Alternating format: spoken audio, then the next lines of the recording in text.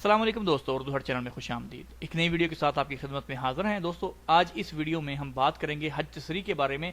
काफ़ी भाइयों के माइंड में क्वेश्चन होगा, काफ़ी भाइयों ने कमेंट्स भी किए थे और काफ़ी बंदे सोच भी रहे होंगे क्या हम अपने फैमिली विजिट वीज़ा पर लाए हुए फैमिली मेम्बर को हज करवा सकते हैं, क्या उनको हज की तशरीह मिल सकती है। क्योंकि मेरे खुद के ये जहन में सवाल था, मैं अपने वालिदैन को हज करवाना चाह रहा हूँ, तो मैं भी ये सोच रहा था कि क्या अगर मैं उनको विजिट वीज़े पे यहाँ पर ला के हज करवा लूँ तो सस्ता पड़ेगा, क्या ये तरीका का ठीक होगा। तो इसी मामले में मैं सर्च करता रहा तो मुझे एक आर्टिकल मिला है। आर्टिकल मैं वो आपके साथ उसकी लिंक शेयर कर दूंगा, आप चेक igama.net पर जाके वो आर्टिकल पढ़ सकते हैं। उस पर लिखा हुआ है, तरीकाकार उन्होंने ये बताया हुआ कि इसमें सिर्फ और सिर्फ आपकी वाइफ जो है वो हज कर सकती है। उसका तरीकाकार भी कुछ इस तरह से होगा कि हज की तशरीह लेने से पहले आपको जवाजात जाना पड़ेगा।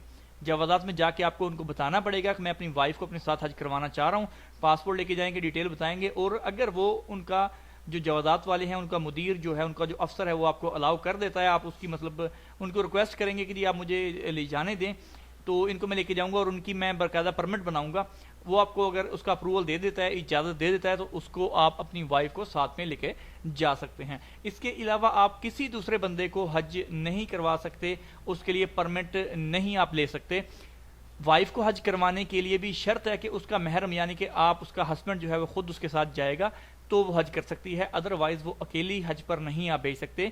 विदाउट महरम यानी कि महरम के बगैर आप उसको हज पर नहीं भेज सकते। ये उन लोगों के लिए है जो विजिट वीज़ा पर आए हुए हैं और हज तशरीह लेने के ख्वाहिशमंद हैं।